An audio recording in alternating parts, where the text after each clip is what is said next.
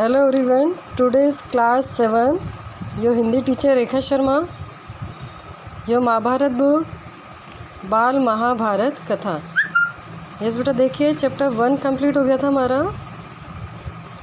This is your Mahabharata book Mahabharata बाल कथा। This is Mahabharata 1 and Devavrat page number 3। Today's class Bhishma प्रतिज्ञा page number 5। Open your page number 5। This is your page number 5। Bhishma प्रतिज्ञा। तेजस्वी पुत्र को पाकर राजा प्रफुल्लित मन से नगर को लौटे और देवव्रत राजकुमार के पद को सुशोभित करने लगे। 4 वर्ष और बीत गए। एक दिन राजा शांतनु यमुना तट की ओर घूमने गए। यस बच्चे, आप भी अपने महाभारत पुस्तक को ओपन करके ये वाला चैप्टर रीड करेंगे। आगे देखिए, अप्सरा से सुंदर एक तरुणी खड़ी दिखाई दी। तरुणी का नाम क्या था? तरुणी का नाम सत्यवती था। गंगा के वियोग के कारण राजा के मन में जो विराग छाया हुआ था वह इस तरुणी को देखते ही विलीन हो गया। विलीन मीन्स खत्म हो गया। उस सुंदरी को अपनी पत्नी बनाने की इच्छा उसके मन में बलवती हो उठी और उन्होंने सत्यवती से प्रेम याचना की। सत्यवती बोली, मेरे पिता मल्लाओं के सरदार हैं, पहले उनकी अनुमति ले लीजिए, फिर मैं आपकी पत्नी बनने को तैयार है। राजा सत्यवती के पिता के पास चले जाते हैं और उनसे आज्ञा मांगते हैं। राजा शांतनु ने अपनी इच्छा उन पर प्रकट की तो केवटराज ने कहा, आपको मुझे एक वचन देना पड़ेगा।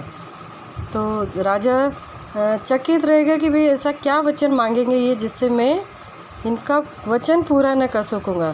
फिर भी वो सुनते हैं। आगे देखिए इस कथा में राजा ने कहा, जो मांगोगे दूंगा, यदि वह मेरे लिए अनुचित न हो। ये वचन राजा ने उसके पिता को दे दिए। केवटराज बोले, आपके बाद हस्तिनापुर के राजा सिंहासन पर मेरी पुत्री का पुत्र ही बैठेगा। इस बात का आप मुझे वचन दें। ये शर्त रखी थी सत्यवती के पिता ने। केवटराज की शर्त राजा शांतनु को नागवार लगी। गंगा सुत को छोड़कर अन्य किसी को राजगद्दी पर बैठाने की कल्पना तक उनमें से किसी की न थी। निराश और उद्विग्न मन से वह नगर की ओर लौट आए। किसी से कुछ न कहा और उनके मन में चिंता के कीड़े कुतर कुतर कर खाने लगे। देवव्रत ने देखा, देवव्रत वही थे भीष्म पितामह, कि उसके पिता के मन में कोई न कोई व्यथा समाई हुई है। एक दिन उसने शांतनु से पूछा, पिताजी, संसार का कोई भी सुख ऐसा नहीं है जो आपको प्राप्त नहीं हो, फिर भी इधर कुछ दिन से मैं आपको दुखी दिखाई दे रहा है। मैं आपको दुखी देख रहा हूँ। आपको किस बात की चिंता है पिताजी?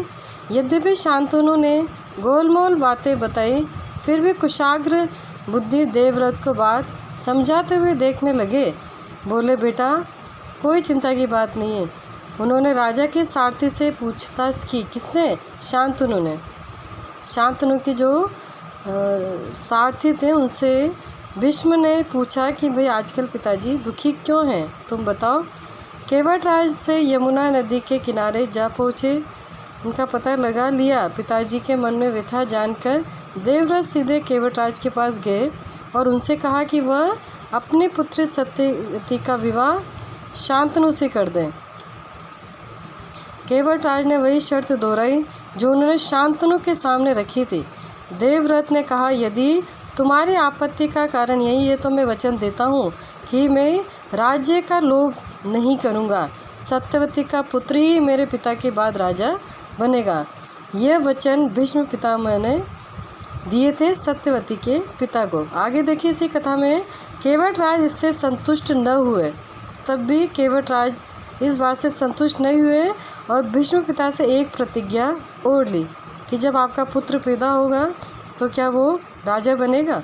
आगे देखिए इस कथा में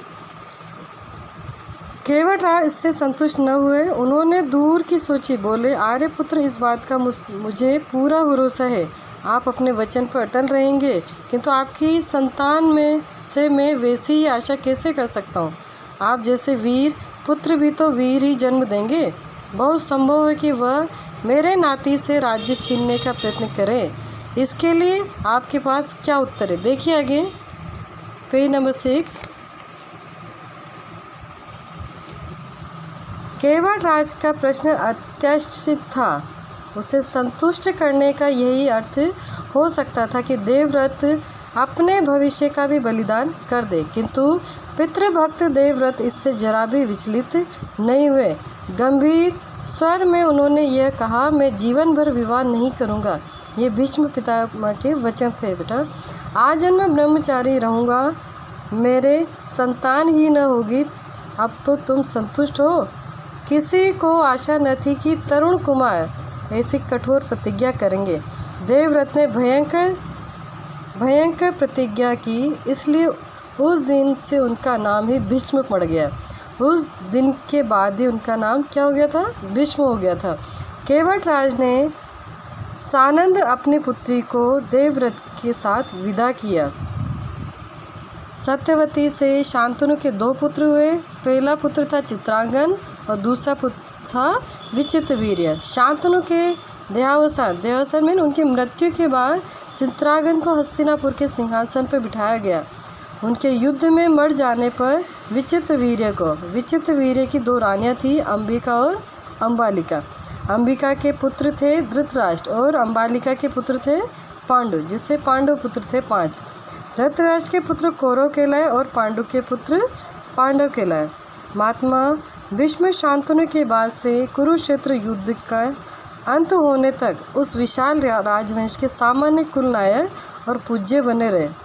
शांतनु के बाद कुरुवंश का क्रम यह रहा। देखिए आप बेटा, यहाँ पे शांतनु की 2 रानियाँ गंगा से देवव्रत थे, सत्यवती से चित्रांगन और विचित्रवीर्य की 2 रानियाँ अंबिका और अम्बालिका। इसी प्रकार से अंबिका के 2 पुत्र धृतराष्ट्र और कौरव और अम्बालिका के 2 पुत्र पांडु के पांडव। इसी प्रकार से सारणी आप लर्न करेंगे और अपनी अभ्यास पुस्तिका में लिखेंगे। ओके बेटा, टेक केयर।